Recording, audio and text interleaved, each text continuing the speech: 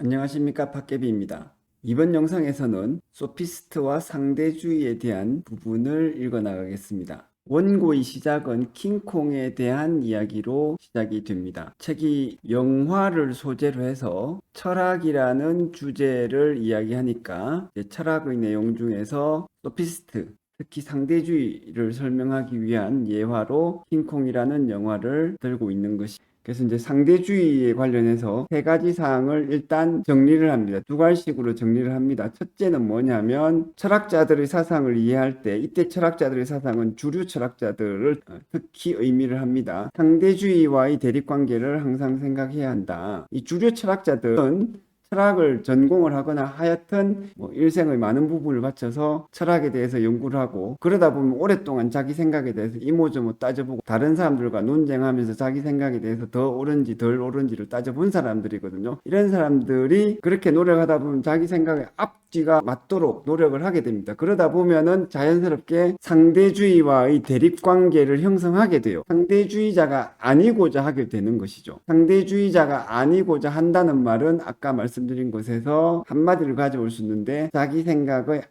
뒤가 맞는, 앞에서는 이런 말하고 뒤에서는 반대말하는 이런 바보 같은 생각을 하지는 않으려고 할 거 아닙니까? 그러다 보면 상대주의와는 대립관계를 형성을 하는데, 그 말이에요. 사실 요것을 이해를 해야 된다. 계속적으로 제 설명이 조금 반복이 되고 있죠. 반복이 되는 이유는 철학 공부하시는 분들이 이 부분을 잘 이해를 못하고 머리로는 이해를 하시더라도 가슴 깊이 받아들이지를 못하시는 것 같아서 조금 강조를 했습니다. 그래서 이제 학문의 세계에서는 철학의 세계에서, 학문의 세계에서는 객관주의가 선이고 상대주의는 악이 되어버려요. 이것도 역시 좀 상대주의에 대한 일반적인 학자들의 입장, 그리고 학자들의 입장을 넣어서 논리적인 관점을 조금 여러분들에게 설득을 하기 위해서 제가 이런 비유를 썼습니다. 그리고 또 다른 비유는 객관주의는 대륙이고 상대주의는 바다라는 비유인데, 이 비유는 왜 썼냐면은 이제 우리는 계속적으로 대륙에 해당되는 주류 철학의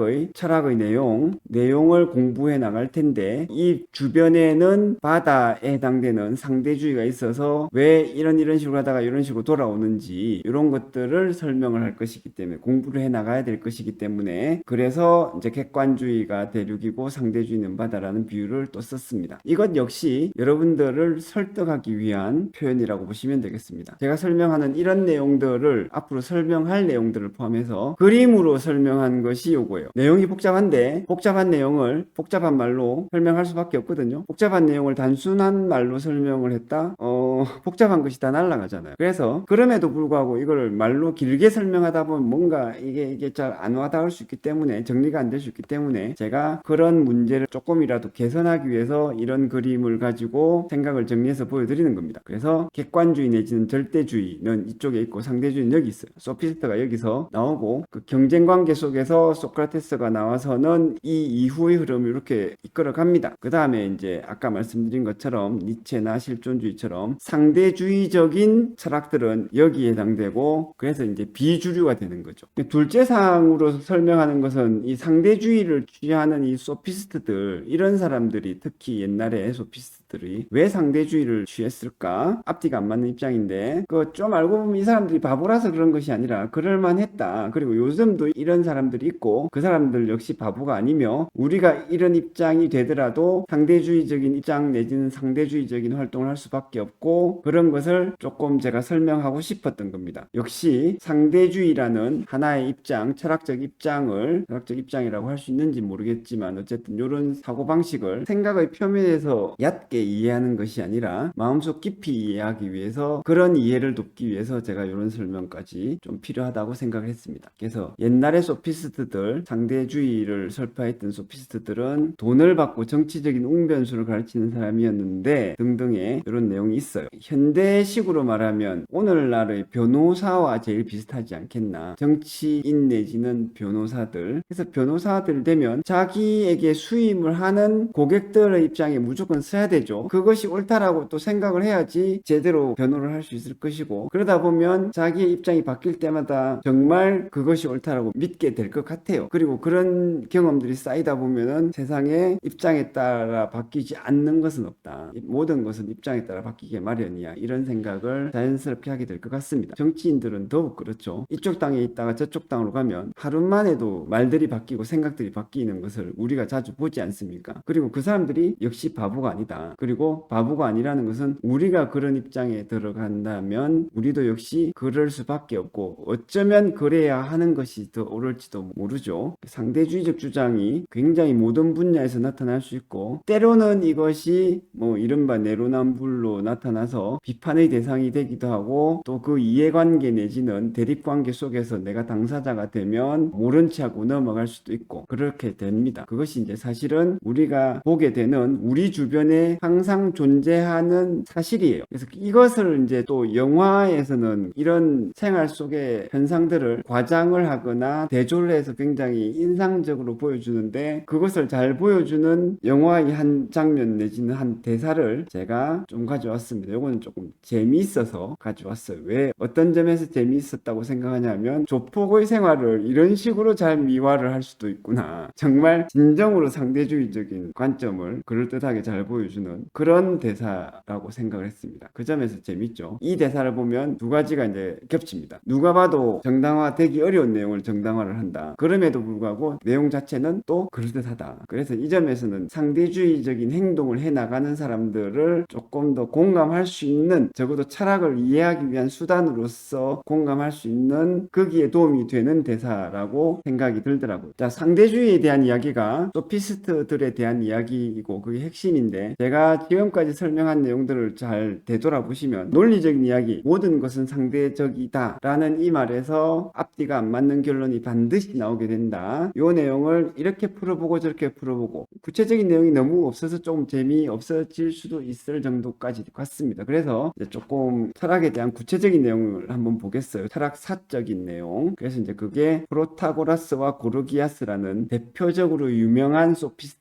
들의 생각을 들여다봅니다. 프로타고라스는 인간은 만물의 척도다라는 말을 했죠. 이 말이 무슨 말이다? 여기에서 인간이 각각의 개인을 말하는 것이, 각각의 개인이 만물의 척도다. 그리고 만물의 척도는 뭐다? 모든 것의 기준. 만물이라는 것이 모든 것이고 척도라는 것이 기준입니다. 그래서 각각의 개인이 모든 것의 기준이 된다라고 말하면 쉬운 말인데, 왜 인간은 만물의 척도다라는 요 어려운 한국말을 쓰는지 저는 잘 모르겠어요. 그런데 이 말이, 인간은 만물의 척도다라는 말이 모든 철학책에, 프로타고라스를 설명하는 모든 철학책과 문헌에 자주 나오기 때문에 이 표현을 사용하지 않으면 오히려 여러분들이 여기서 철학을 이해를 한 다음에 다른 철학책을 읽을 때 혼란을 줄 수 있다고 생각했습니다. 그래서 이 말은 썼어요. 그리고 이 말이 가지고 있는 장점이 있죠. 표현이 짧다. 인간은 만물의 척도다. 그래서 이걸 외우기 좋고, 기본적인 사항을 안다고 할 때 아무것도 기억을 하지 못한 상태에서 안다는 것은 좀 무의미할 것입니다. 그런 점에서 나쁘진 않아서 프로타고라스가 한 요 말을 그대로 가져왔습니다. 그리고는 설명을 하는 것이죠. 그래서 인간은 만물의 척도다. 모든 개개인이 다 각자에게는 절대적인 기준이고 그 이상의 것은 없다라는 이 생각을 잘 표현하는 예시가 앞에서 본 요 대사가 되겠어요. 영화 친구에서 요 장면을 보면서 이 배우가 그 말을 하는데, 저는 개인적으로 굉장히 잘 만들어졌다고 생각을 했습니다. 배우도 훌륭하고,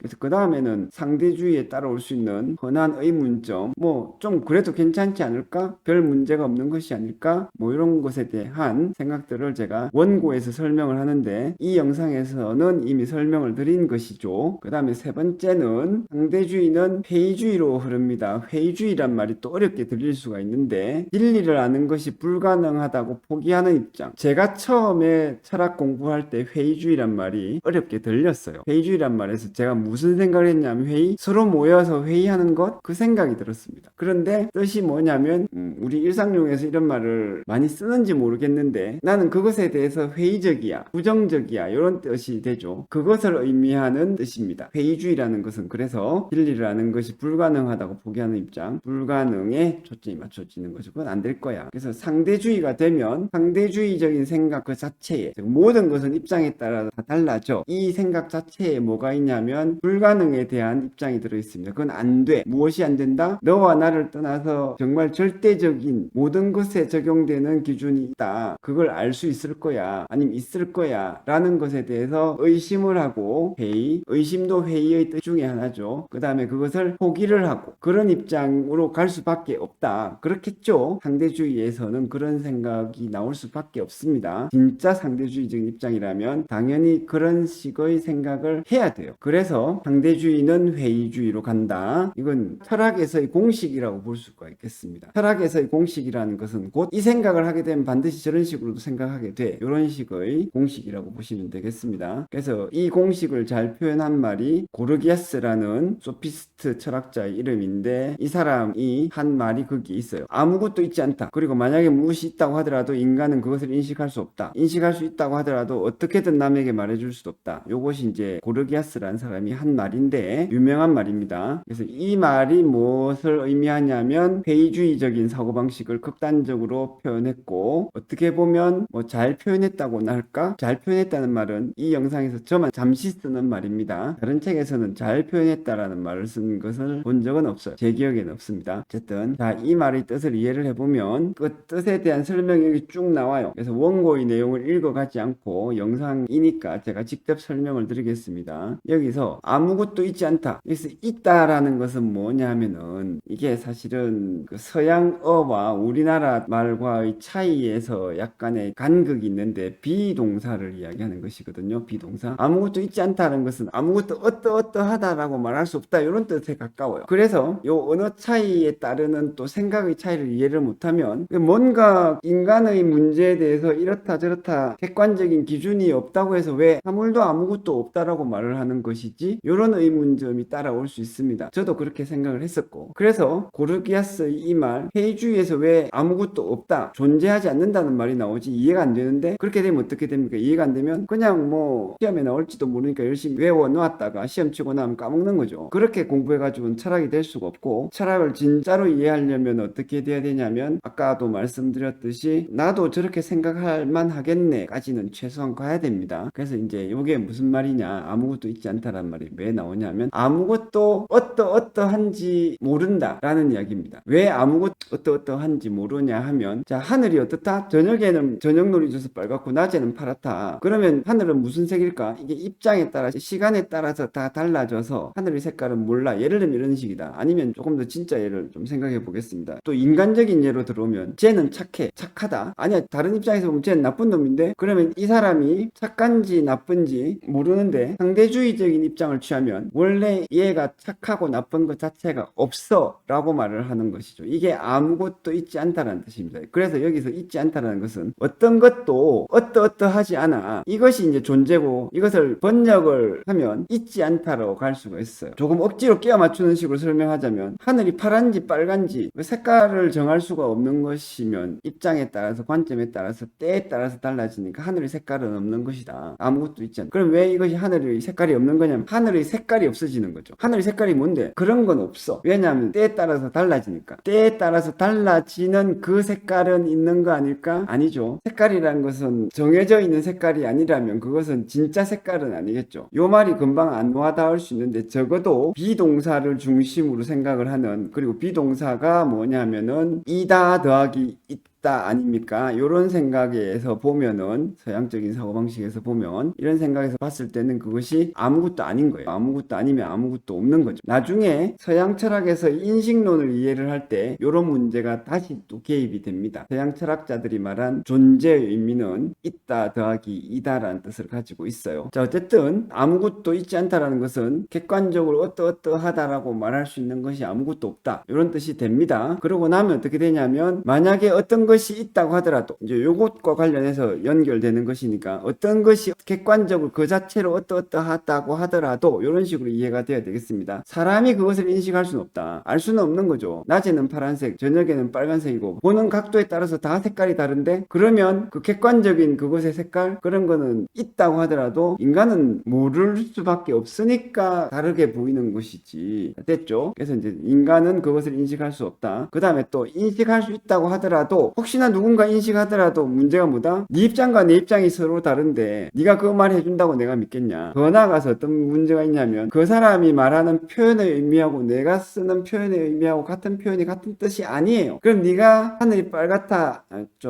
파랗다는 우리가 좀 객관적으로 쓰니까 그런데 예를 들면 네가 저 사람이 착하다라고 말할 때 그 착하다는 의미가 내가 그 착하다는 그 의미가 아닌 거죠. 네가 그 물건이 좋다라고 말할 때 그 좋다는 의미가 내가 좋다라는 그 의미가 아닌 거죠. 그러면 그 사람이 뭔가 좋다, 이 물건은 좋아 라고 말할 때 그 사람이 말하려고 하는 그 뜻이 그 표현으로 전달이 안 되고 모든 언어가 그렇게 되면 상대주의적인 입장이니까 모든 언어가 또 그렇게 된다고 봐야 되겠죠. 그 사람들 입장에서는. 그러면은 모든 언어가 그렇게 되면은 어떤 누군가가 진짜 객관적인 것을 뭔가를 안다고 하더라도 다른 사람들한테 말해줄 수 있는 방법도 없다. 그렇지 않겠냐? 요 말을 하는 것입니다. 어쨌든 여기에서 고르기아스가 왜 이런 말을 했는지 그 말의 뜻은 무엇인지 그리고 이것이 어떻게 회의주의와 상대주의의 입장을 대변하는 말인지 이해를 하셨을 겁니다. 여기에서는 이제 원고에서는 귀신의 사례를 들고 있습니다. 그래서 원고와 제 설명의 사례가 다 다른데 그 좋게 활용을 할 수 있습니다. 여러분들은 철학을 공부함으로써 이것에나 저것에나 여러 가지 것에 항상 사용할 수 있는 생각의 기술, 생각의 힘을 키워야 되니까 단순한 하나의 사례만 가지고 생각하는 것보다는 더 많은 사례를 가지고 생각함으로써 2개, 3개의 사례를 가지고 생각을 해야지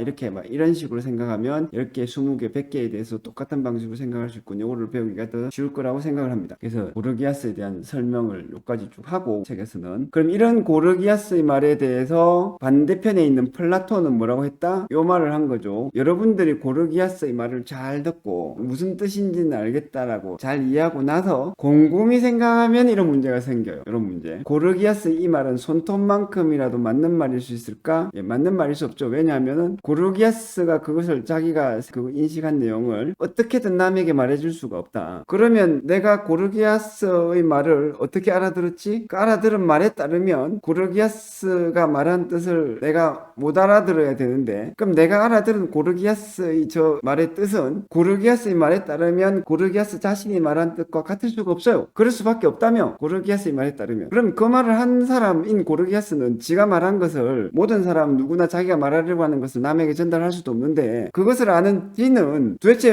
왜 저런 말을 했을까? 어차피 전달될 수도 없고 말을 한다는 것 의미가 하나도 없는데 그런 문제가 생기죠. 플라톤의 이 말이 그 뜻입니다. 여기까지가 상대주의와 소피스트에 대한 여러 가지 설명들을 철학에 대해서 처음 공부하는 좀 초보자적인 공부하는 사람들에게 필요한 것들을 충분히 정리를 해서 다 설명했지 않나 중요한 것만 뽑아서 설명했다라고 나름대로는 생각을 합니다. 이번 영상은 여기까지 마치고 다음 영상에서는 소크라테스 철학에 대한 부분을 같이 읽어보겠습니다.